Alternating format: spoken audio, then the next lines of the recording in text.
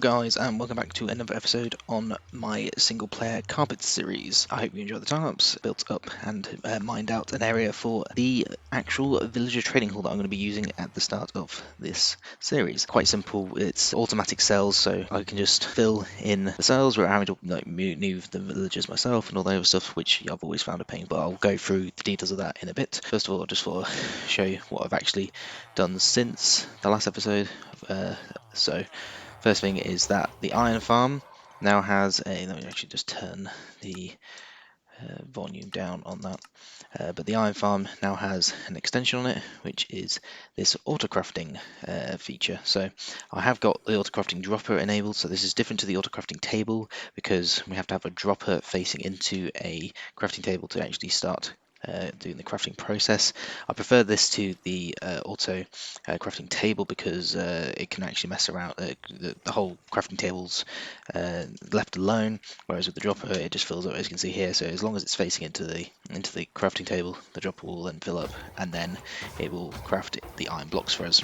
So got quite a lot of iron blocks already, so getting plenty of iron, and then got poppies in this side. And then up here, just going to FreeCam, you can see that we have a just a bin for when we have overflow for the poppies, and same for the iron if we ever overflow with iron, which is probably not going to happen. The other thing I did was I added a little bit into the villager breeder to turn it off. So if we just go up here. Here we go. So I've added this piston here, which pushes a block down. So I've had some slime balls from slime that I killed in the caves. In one of the big caves I've found, there's a slime chunk, so I was able to get some slime there. This stops the villagers breeding because they can't then pathfind to the beds. In terms of villagers, we've got quite a lot in there. They're all hitting each other all the moment, so hopefully we've got plenty to fill up the trading hall with. The trading hall's just down here. You can see the redstone. So here I've not filled this up yet, but the trading hall is very, very basic. Redstone's fairly basic. These pressure plates are used to detect a villager in each cell, and this will then lock this cell from having another villager be put into it. The main thing here is we have this activator rail, and the activator rail will launch the villager on top of this trapdoor, and then when it gets on top of the trapdoor, it will be detected inside this string, because the tripwire is here. It will then be detecting the string, and that will then activate the trapdoor with this repeater here, and it will open it and they'll fall down into the cell. And then once they're in the cell, the repeater here will detect the redstone signal powering out of the cobblestone block because the pressure plate is powering it. It will then deactivate this redstone torch, which then deactivates this redstone, which deactivates the activator rail. So that's the way we're going to fill up these cells. Now I could fill up all the cells at once and then do the trading, but I'm going to do it one by one. So I'm going to put one in, do a trade with them. First ones I want to do is just get all of the iron stuff. So I need to get the I think I'll do the smithing tables first, then I'll do the grindstone, and then I'll do the blast furnace, so then we can get all the emeralds that we need. Then I'm going to do clerics, and then I'll just put the fletching table and the blast furnace in as well, and I think the stone cutter, yeah, the stone cutters as well. Put those in, so that will go along this wall. And this wall is 19 because that's the number of lecterns I've made, because that's the number of enchanted books that I want. I'll go through the details of which enchanted books that I want a bit, but the idea is that I've done it. I need at least 19 in case I need to do one per have one per book, and I'm not going to go for the maximum enchantment level. I'm just wanting to get the enchantments, and then I'll level them up as I go along. There's gaps underneath here to allow the XP to come through, so I can actually use this as a bit of a XP farm as well. And there's a trapdoor here as well to stop the villagers getting out, so yeah, we'll see that all in a minute. Let's go and actually get one in. Right, so I think I've got the got the minecart in, so I'm going to go ahead and grab one. Going to go in, and he doesn't fall. This is not going well. This is why you test things in creative. Okay, I'm going to move him out of the way, try some stuff out. So let's go get some rails.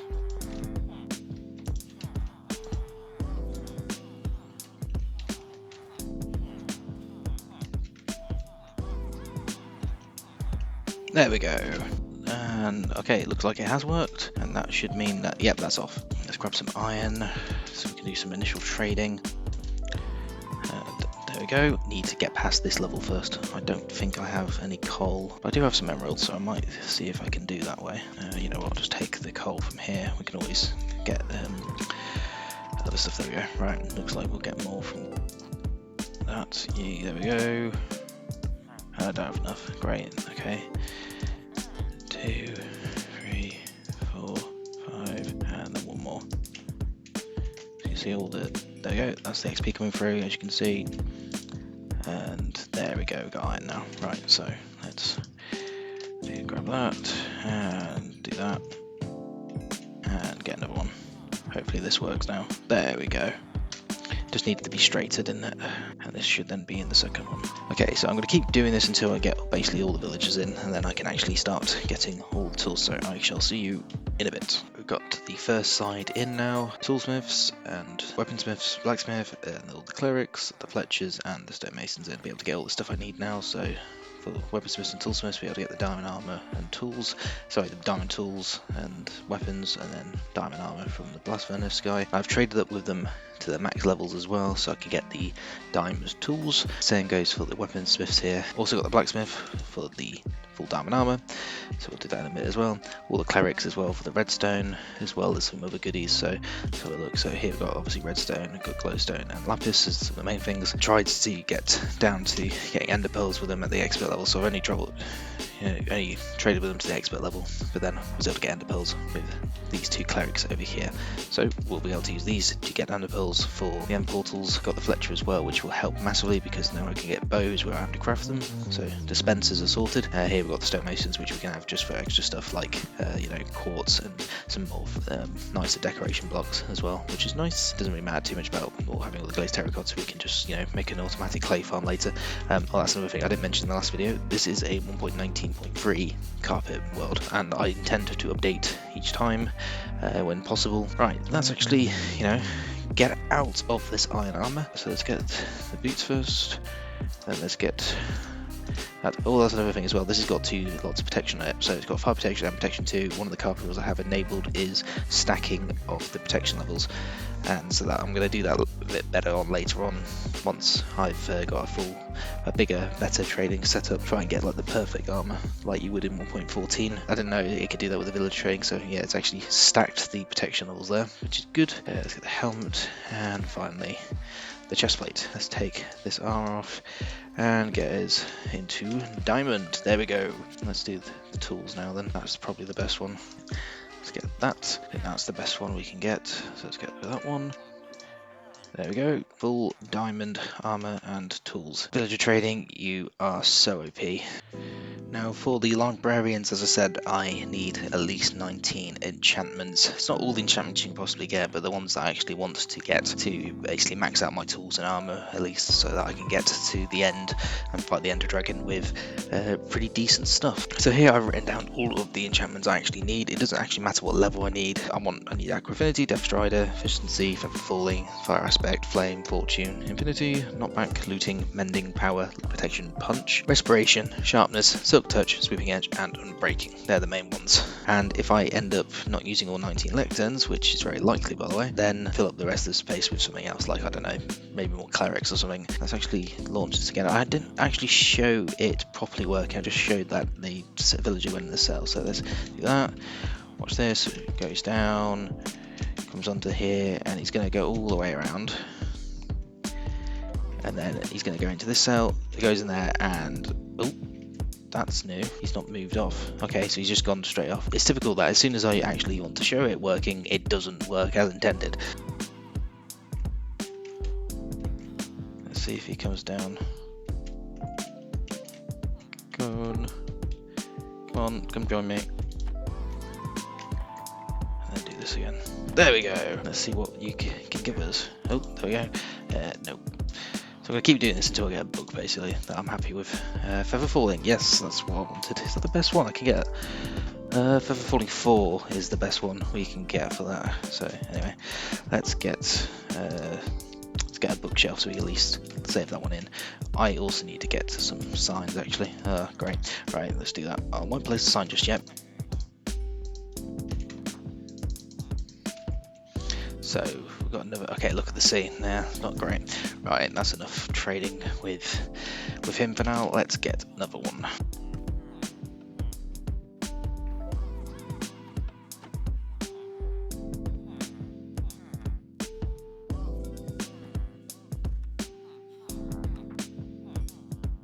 Okay, so I've actually done quite a bit more trading than I originally said. I've actually put in a few more of the library and villagers here, and I traded them a few times to get as many books as possible. And I've actually got most of them already. I just need 5 more to show you what I've got. So got this, the first one, which is Feather Falling, which I think is 1 away from the maximum. And then Look at the Sea and Curse Vanishing. Don't care about Curse Vanishing, which is what I didn't write there. But yeah, all the ones that are interesting enough are written on the side. I've got Looting and Fire Protection here. I do have another one with Looting. It's a better looting, I think. It was here. Yes, this is my best villager. Got Mending and Silk Touch, and also got Looting too. So only 1 off. So we'll use him for looting. And then this one, it's actually kind of a dud, so it might be worth replacing that one. Here we've got Knockback, Punch, and Sweeping Edge. So Death Strider and Respiration. Yep, Death Strider 3. That's the best Death Strider. So yeah, all the best ones eventually I will use in a void trading system. So I'll take those to the end. Affinity is the best one anyway by default. And then this one here is Power and Unbreaking. It's the best Unbreaking as well. But I have now run into a separate problem. I can't generate any more emeralds. Ran out of iron. As you can see here, I've already got 10 blocks of iron to my name now. Which, yeah, for the speed that I'm trying to go through with this trading is not quick enough. So yeah, I didn't even think I'd be saying this, but the second episode of the series, and already I have an iron problem. I think I might have to make a second iron farm. And here we go, we've now got the second iron farm over here. It's positioned such that these 2 farms won't interfere with each other, so there has to be I think it's 16 blocks if I remember correctly. I mean, I've only just did this not too long ago, so I should remember. But yeah, so basically the distance between that bed and that bed there needs to be 16 blocks at the very least. And this is much quicker now, so I'm now getting about a stack of iron blocks an hour, which is not too bad. I've got 30 right now. I did have a lot more, but I've used it to finish off all the trading. So yeah, the trading is now done. Let's go have a look. And I've put in a little bubble column lift in as well. So I'm just going to turn down the villagers and all that. But yeah, got that to get back up, and then to go down, got a waterlogged chest, and this bit's all now done. I mean, not really talked much about it, but decoration wise I really don't care. I'm just going to go with cobblestone. I ended up getting all of the trades I wanted, so got protection, fortune, fire aspect, sharpness, efficiency, power and breaking, aqua affinity, depth stride and respiration, knockback, punch, sweeping edge, mending, looting, silk touch, affinity flame, feather falling, looting and fire protection, and feather falling, look at the sea. Did say I might get rid of him, but I decided not to. Just couldn't bother to get rid of him. I filled the rest of the gaps with 3 farmers and 3 more toolsmiths, so I can get a bit more emeralds out of the iron. When it comes to farmers, I can get all the basic trades with wheat, beetroot when I finally get beetroot, again get carrots and pumpkins and melons, and then pumpkins, carrots and potatoes. So got all the main ones there. So yes, I'm very glad that this is all done now. I've got this all nice and set up. Also, I'm going to apologise now that this episode is going to come out much later than I initially planned, because I went on holiday. It's very nice. Really needed the holiday. I was gone for about a week and a bit because of that. Then when I got back, I was working straight up on 404 immediately and doing a lot of stuff on there, so I've actually not had much time on here. Plus I actually did a bit of a mistake. This iron farm here was only actually built today, but I did actually build it first just before I went on holiday, thinking, oh, I'll get it done and then I can AFK it for a little bit and then I'll go on holiday. But yeah, I built it too close. I shouldn't have winged it in survival. I should have just done in creative, put them next to each other, test the rates, and then then built it up. But no, I just thought I'll quickly build one up. I've got the schematic. I'll just move it across a little bit, but I didn't move it across enough. So, lesson learned. For the 100th time, do not wing stuff in survival. As a consequence of trading with all of the villagers, I've actually now got a lot of books, and so they've distributed amongst all these chests, and yeah, I'm going to go ahead and sort through all of them, finding which books I need. Then I'll know how many books I need to combine together and all that. Speaking of these chests, I'm starting to get quite a bit of a chest monster here. I mean, as far as some standards go, this is actually not too bad, but yeah, as far as my standards go, this is too far. So at the start of the next episode, I am going to implement a very basic storage system where I just manually place stuff into different chests, but they are all in different categories, so I know what will be where, and that should keep me going until at least getting to the end game. And then once we've gone to the end and fought the Ender Dragon and got Elytra and all the other stuff and start getting shulker boxes, then yeah, we'll implement a much better sorting system in the area over there, which you can't see at the moment because I've put the render distance down. I'll now go through these chests, find the books I need, and then we can start combining them. Alright, I have now got all of the books that I need. I did a little bit of enchanting in between. It's taken quite a while because I've done several different things and I kept running out of iron, so I kept leaving the iron farm running with the bot there and do other things. So I was fairly productive, and if you can hear that behind me, I actually went ahead and made a skeleton XP farm. So yeah, just the old mango one. So very quickly put it together. Didn't take too long. Just follow the tutorial, and yeah, really simple.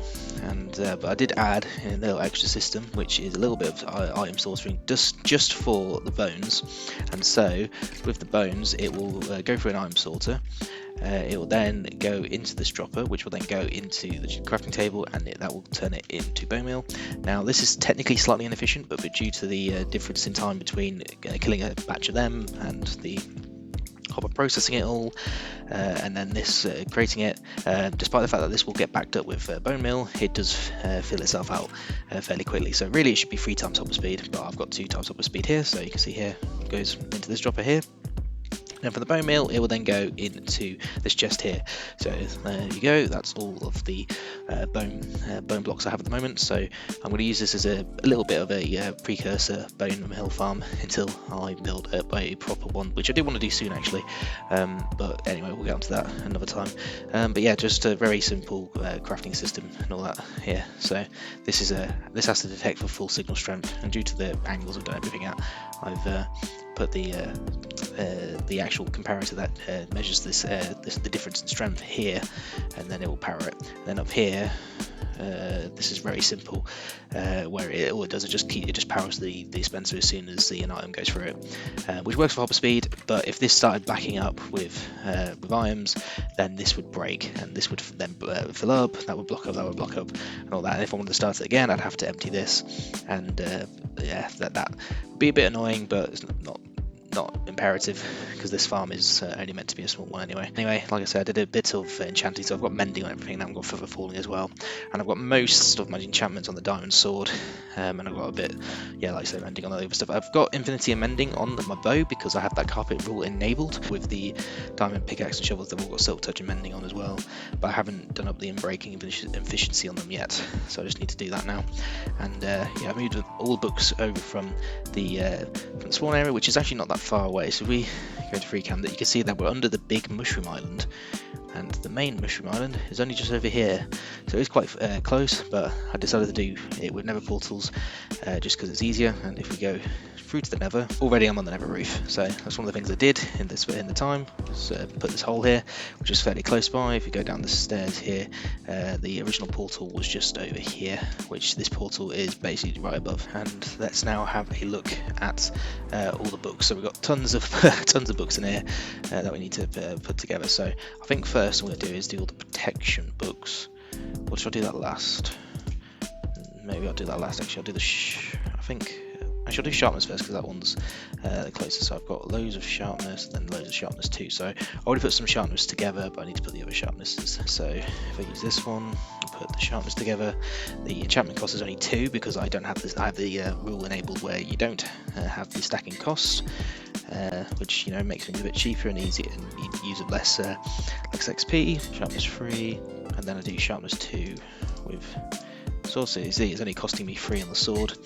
So I don't ever have to worry about the expensive costs, because that's the thing I don't agree with, is the fact that you then have something that's too expensive when now we can get tons of XP. And I mean, I'm already down to 24, so I've still had to use quite a bit of my XP. That's now sharpness 3, so let's get sharpness 4, put the sharpness 4s together, get sharpness 5, and there we go, sharpness 5 on the sword. So that's the, oh no, fire aspect, I need fire aspect, that's the only last thing I need. Punch, fire aspect, right. And then that'll be the last thing I need on my sword. There we go. And then there we go. Let's get the punch on. So it only costs me 4, and then power 3.